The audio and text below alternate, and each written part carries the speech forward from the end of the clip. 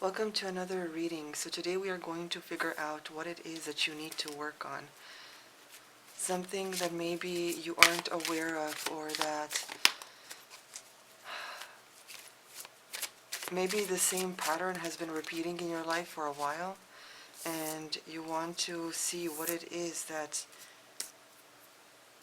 like the root cause that is happening behind the scenes.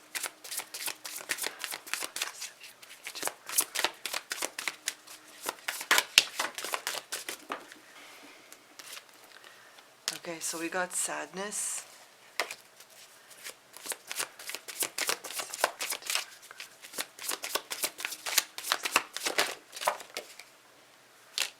Help from above. And pride. Okay. This could be very specific to certain people, but what I'm getting is that there is some sort of grief or sadness within you, but it's not about like a longing kind of sadness. This is the type of sadness that possibly that stems from some sort of core wound from your childhood. Maybe it is the way that you have been brought up, or something that has been done to you, or maybe you were neglected, right? Maybe you lacked actual parental love or real guidance of some sort. Maybe you were treated differently from your siblings, or pushed away because maybe your parent, maybe they what's the term? You know, when sometimes single parent households, they tend to get with another person, right? Some new person in their life, and then they sort of neglect their child. And if the child has an issue with this new person, it's like the parent chooses a side of the partner instead of their own child, right? So this could be a variety of different things. But the thing is, you seem to have gotten help or some sort of guidance in your life, but you have been rejecting it due to your own pride. There's a sense of ego here, where you didn't wish to see I'm getting the word side effects of your trauma, because you built like a wall around yourself in order to protect that child core self, right? You made this wall around you, but you weren't aware that the wall you were building, I mean, this is a metaphor, but you built it with the wrong type of bricks, something that either wasn't too stable or something that wasn't too right? So that's why you get into this pride role. Because now when someone helps you or wants to show you the reality, you choose to get into your defensive mode in order to protect yourself, because you don't want to see yourself as the villain, let's say. But you aren't a villain. It's just that your actions potentially may make you seem as if you are coming from a place of hate in a way, when really you're just hurting, right? You don't want to see yourself, because of course you see yourself as the victim, right? You suffered through something, you went through something, something was done to you, but at the same time, it's as if your mind can't comprehend that there are two truths, right? Two things can be true at the same time. You could be a victim of something, but you could also be in the wrong, right? Both can be true at the same time. We can still feel bad for, let's say, someone with an illness, but understand that they can also be an asshole, right? Just because someone is ill doesn't make them a saint, doesn't make them precious and gentle and made of sugar, right? They still might be an asshole, despite that they're going through something serious. So this is the case here. It's like, yes, you have been hurt. Yes, you were a victim or you are a survivor or whatever it is. But at the same time, it's like you're getting into your ego here where you are sabotaging the actual guidance that you are getting from someone of a higher plane. And I don't mean that in the sense of they're better, but it's like they see the whole maze, right? You're inside the maze and you don't know where the exits are, but they are standing from a higher platform and they're trying to guide you, but you don't want to take their guidance because it makes you feel inferior. Okay, so this is what you need to work on. That ego, that pride of needing to be right, of needing something so badly that you end up pushing it away. So how can you solve this issue?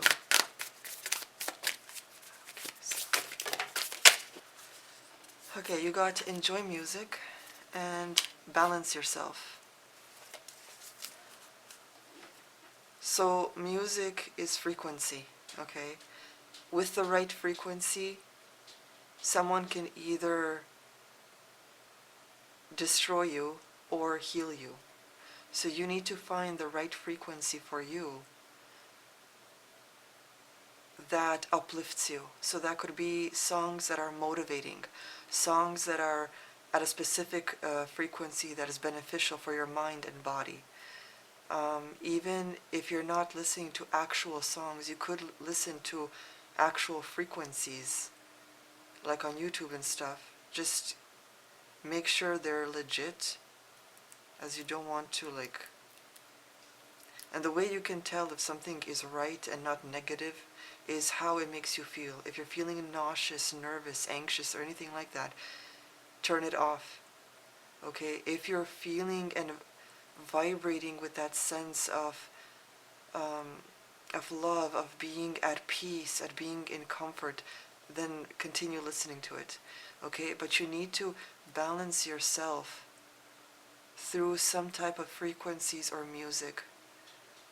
Okay? Spending also more time in nature, meditating, centering yourself, doing breathing exercises. Any of those things can help you to better,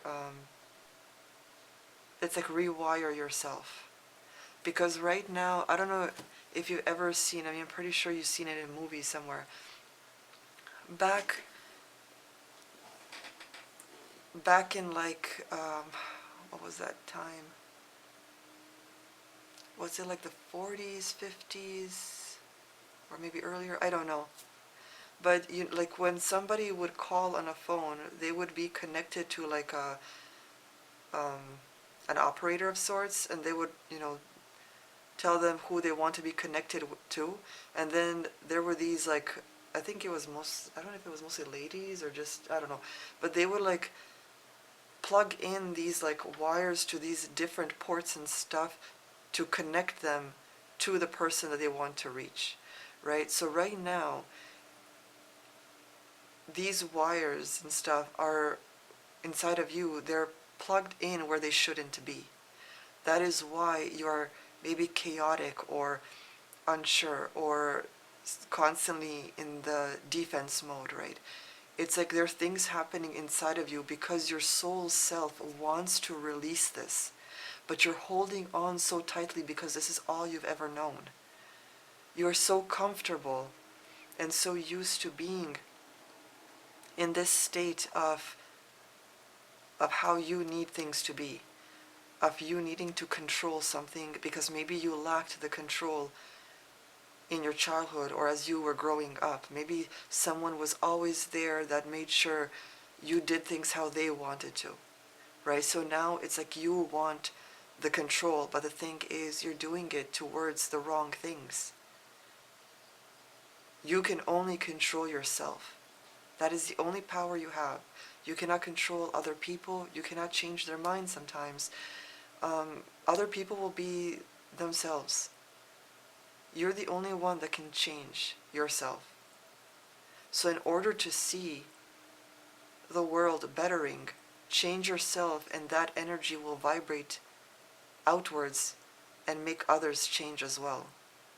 Okay, but there is a lot of pride here, and this is what I mean when I say in my other readings that you have to face your demons.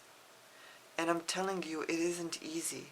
A lot of people think that it's just acknowledging something that has been done to you and that's it. No, there's that aspect of you in your darkness that is sabotaging your life, yourself, your opportunities.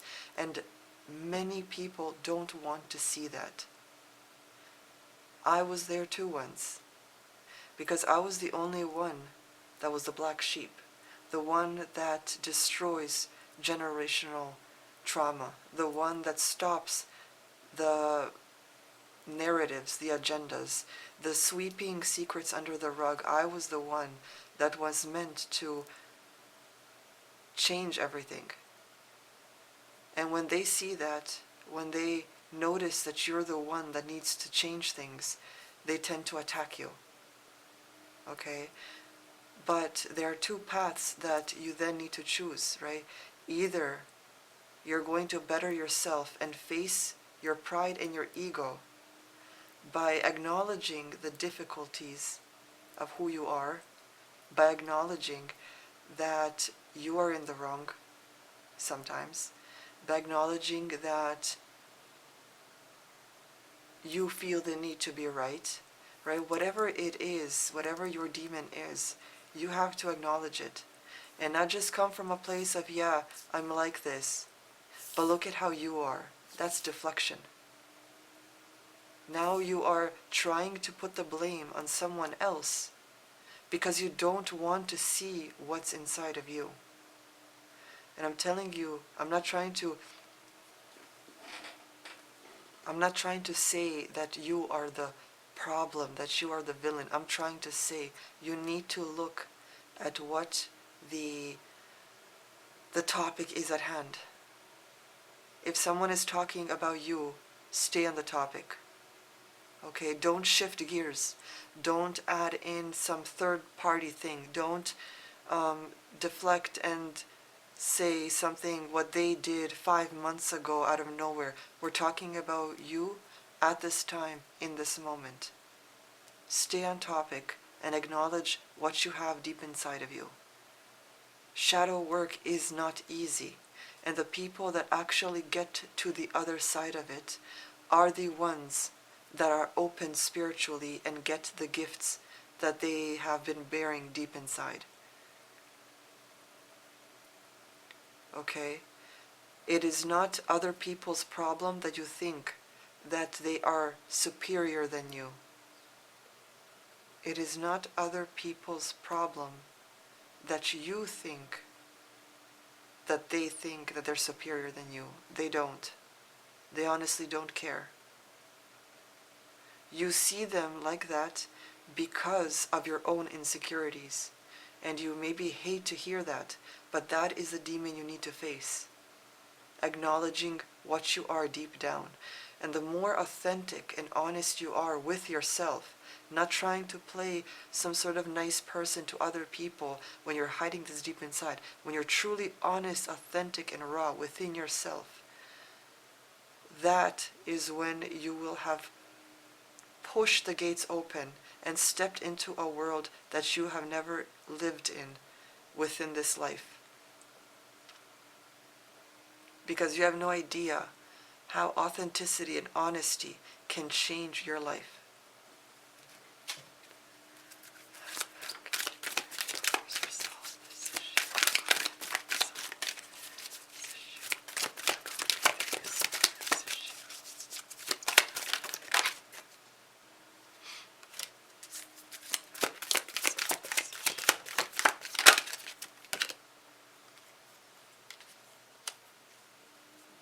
You got secrecy in the masculine, and underneath you got the hedge.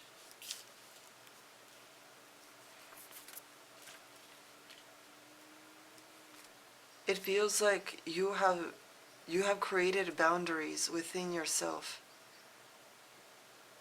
And not just boundaries as in like you protecting yourself. I don't mean like the good type of boundaries where you don't just want people to walk all over you or things like that. It's also the boundaries where you push away something that could be beneficial because you don't want to hear what they are telling you. The way you deal with this pride, this sadness and everything is to not share everything about yourself to everyone so easily. You have to sometimes work in the quiet. You have to work in the shadows on yourself. And it feels, considering that the masculine has come out, this is a question of building your masculinity, if this is for men. For women, this is about healing parts of you that make you constantly in your masculine, because the point is not to be in survival mode. When you're in your masculine, a lot of the times you're in your survival mode. Consider when you don't have, let's say, a great man in your life, right? You're going to be an independent woman. You're going to have a job. You're going to look after yourself. You're going to fill up your own car. You're going to take that car to the maintenance and all these things. But you're doing all of that because there's of course no one else to help you. This is your life. You have to do this. But women are supposed to be in their flow, right? They're supposed to be coming from a place of, just like nature is, right? It's like nature, when you look at it, when you look at streams and forests and everything, it is peaceful, it is content. Nothing is rushed. Everything happens on time, though. And yet, when the environment isn't great, when it's toxic,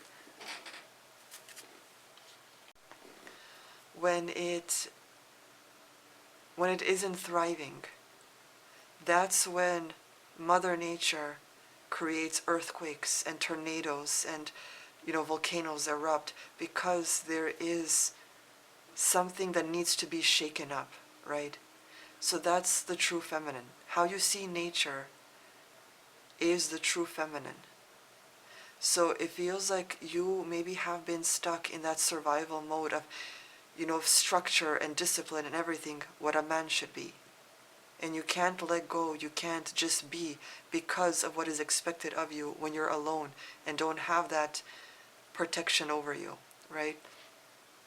For men, this is about building yourself, your confidence, and creating boundaries with the people that there needs to be boundaries with.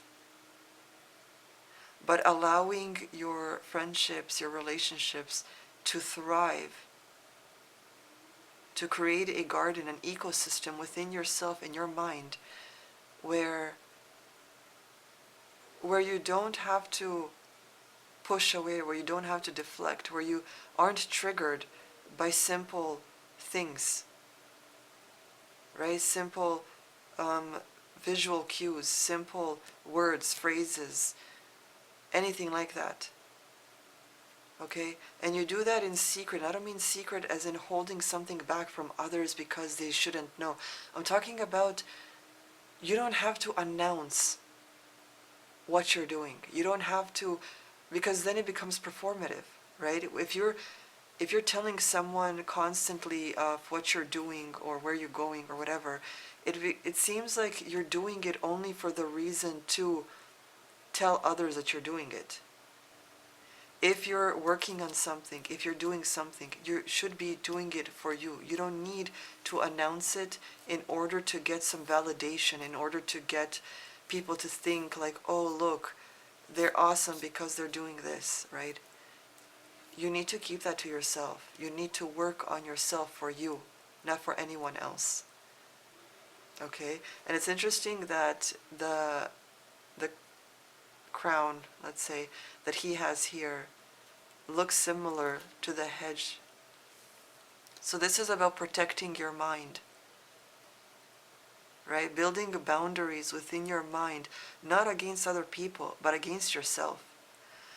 Noticing when you are about to say or do something that you know you're in the wrong, that you know is coming from a place of greed, of ego, of resistance, of anything that will sabotage you, okay? When you notice it before it comes out of your mouth, before you act on it, noticing it first is a sign that your intelligence is awakened. Because many people, I wasn't aware of this, but many people cannot, um, what's the word? They can't observe their own thoughts. It's like they think, but they can't observe what they're thinking, which is strange to me because I literally thought everyone can do this. But once you can pinpoint of something you're about to do before you do it, and stop yourself because you notice that this is a past habit, a toxic pattern, that's when you're already healing. But if you keep making the same mistakes, the same decisions, where you're constantly in that ego, in that pride, and you keep doing it, saying sorry, but then doing it again, saying sorry, doing it again, you're not healing, you haven't healed, you are only, when you're apologizing, you're only saying something that you know the other person wants to hear, that you know is the right thing that people do, but it becomes performative. It becomes like you trying to manipulate the situation into it being great and okay when it isn't. When you haven't learned, when you aren't acknowledging what you have inside of you. Okay?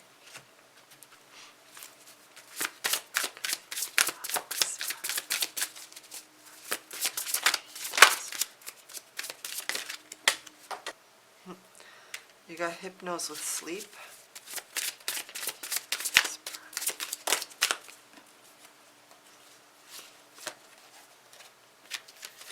You got Thoth with wisdom.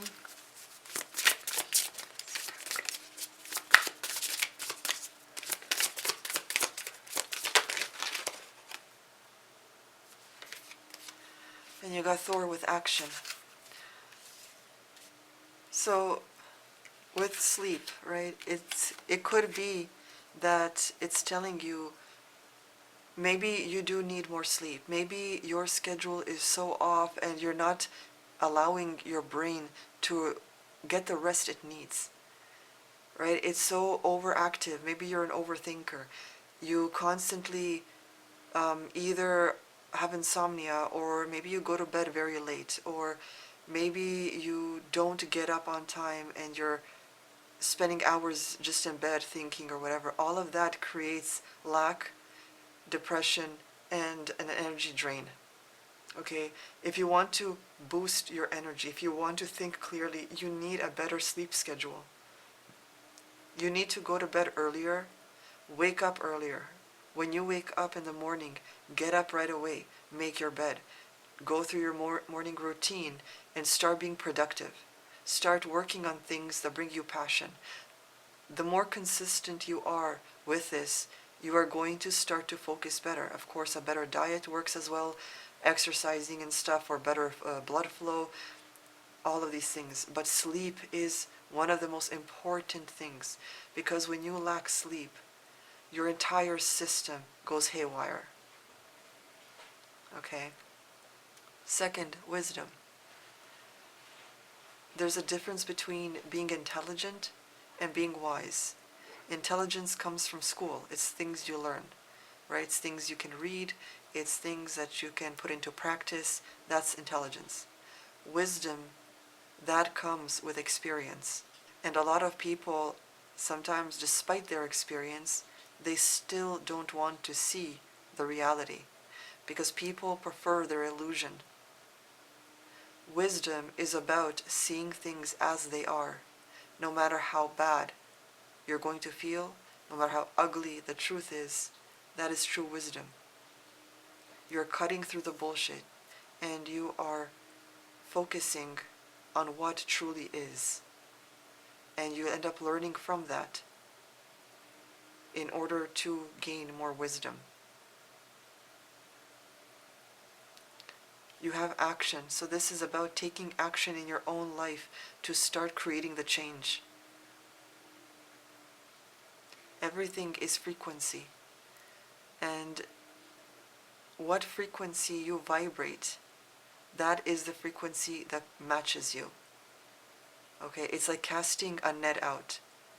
It's like you're casting it in, let's say, a certain direction, and whatever is in that direction is going to be caught in your net. It's like that. Okay, your frequency can match whatever it is you want.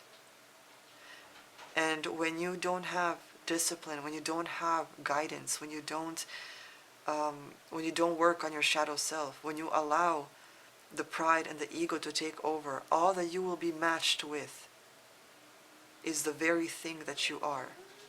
So when you are attracting people that constantly make you feel terrible, consider what it is you need to change within yourself to fine-tune the frequency and change the direction in what you're attracting. Okay? People are mirrors. What you put out, you will get back. When you go stand in front of a mirror, right, what you look like, what you are giving off is what you're seeing in the mirror, right? You're seeing you. And that is what is being matched with you within your life. Whenever you get something, whenever you get bad relationships, toxic friendships, anything like that, that is you matching with what you are deep inside. This is why, for example, let's say women that grew up in an abusive household end up dating abusers, because they are still functioning from that childhood self, from the feeling of not being worthy for better, of not being appreciated, of not appreciating themselves. Changing what you put out will change what you get back. Underneath, you have sacrifice. There are things that you need to sacrifice within you in order to get better. And that is the toxicity, the ego, the pride. All of that needs to be sacrificed for something better.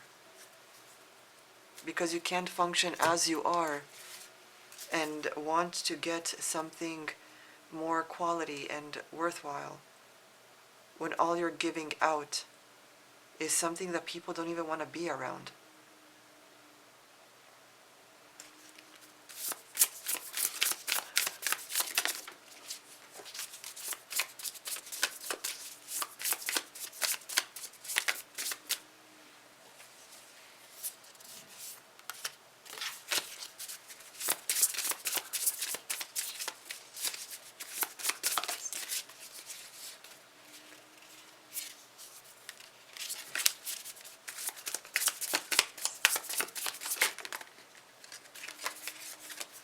Okay, so they're telling you that being kinder to yourself, working on your ecosystem within you, your mind, is what will bring you more luck, that will take you places further than you've ever been. Okay, so you need to work on this. Alright, so let's get a final message here.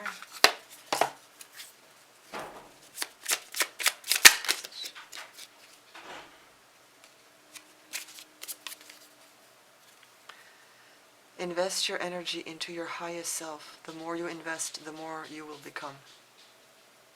Very straightforward. Okay, so invest your energy into your highest self. The more you invest, the more you will become. So I really hope that this has helped you. I appreciate you watching this. Remember to like, comment, and subscribe if you enjoyed it. All my links for personal readings, shops, and everything will be down below.